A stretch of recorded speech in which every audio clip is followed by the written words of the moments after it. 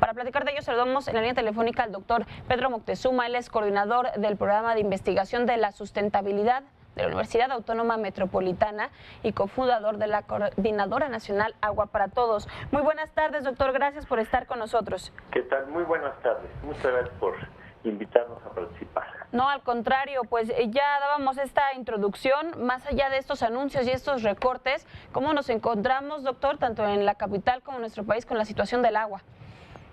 Pues nos encontramos preocupados porque ha habido desde tiempo atrás propuestas de solución a la crisis del agua en la capital.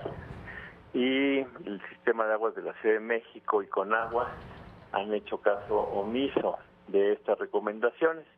Estas recomendaciones residen en una alternativa para usar el sistema de lagos, todo un rosario de cuerpos de agua que tenemos en la cuenca, donde no hay carencia de lluvias y por lo tanto el agua pluvial almacenada en lagos y también captada a nivel doméstico, en escuelas y mercados, sería una importante opción.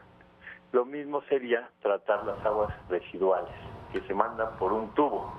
El 88% de las aguas residuales se expulsan junto con las aguas de lluvia para formar una cantidad de 800 millones de miles de litros cada año fuera de la cuenca.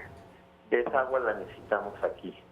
Por ello se ha creado una dependencia enferma del sistema Cutzamala, que de ser a mediados del siglo pasado un sistema auxiliar y que buscaba sobre todo evitar la sobreexplotación de los acuíferos, se ha convertido en una parte tan vital que cuando nos plantean que le van a dar mantenimiento, cortan el agua por más de 4 días, lo que es muy grave. Claro, Brenda Peña. ¿Qué tal? Muy buenas tardes, doctor. Sí, buenas Le saluda Brenda Peña. Hace unos días el jefe de gobierno, José Ramón Amieva, decía que el próximo año no iba, con esos trabajos que se están haciendo, no iba a haber recortes como lo ha sucedido durante este 2018. ¿Hay garantías para dar esta declaración? Desde el año 2005 empezaron los severos recortes y siempre prometen que va a ser la última vez. Y al mismo tiempo generan grandes proyectos inmobiliarios que chupan el agua que tendría que ser para las familias, grandes negocios. Al mismo tiempo permiten que las embotelladoras hagan su agosto en estos días. Y en esa medida consideramos que ha sido muy poco seria la actitud de SACMEX. Y no solo eso, nos parece que ha habido un uso político de estos cortes de agua. Desde el 2015, por ejemplo, estudiamos una tendencia a cortar el agua en aquellas zonas en donde estaba muy fuerte la oposición, en este caso Morena.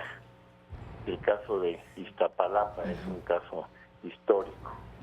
Tenemos, por ejemplo, en la Sierra de Santa Catarina, 650,000 familias sin agua. Yo me acuerdo en el año 2010 duraron 17 días sin agua. 17 y siempre con esta idea de que son medidas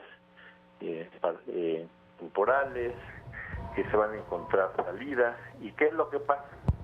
Que lo que están buscando es aterrorizarnos y aceptar grandes inversiones. Hay presiones sobre el gobierno de Mancera desde el 2012, de Veolia, de Suez, que son compañías francesas multinacionales que han privatizado parcialmente funciones del agua a través de contratos con el gobierno de la Ciudad de México.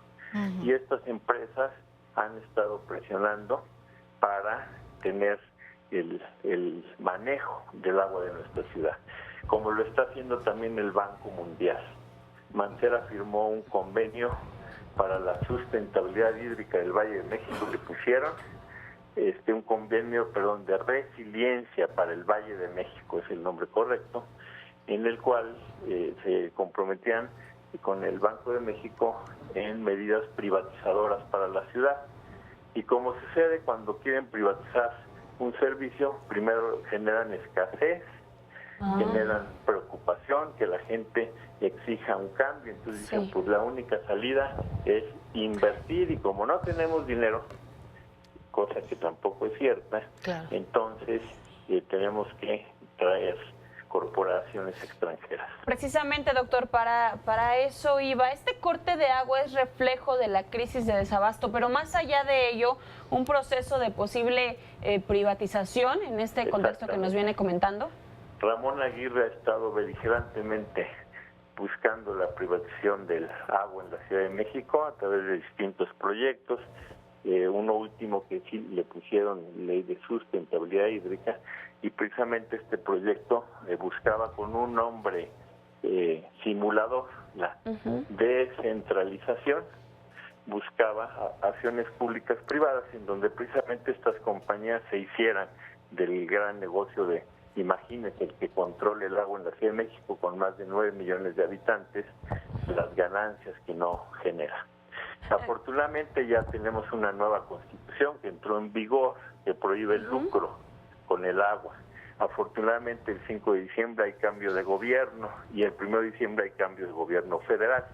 Y por lo tanto esperemos que, no como dice Amieva, porque sea voluntad de ellos, sino porque hay un mandato desde el 1 de julio para que se cambien las cosas en México.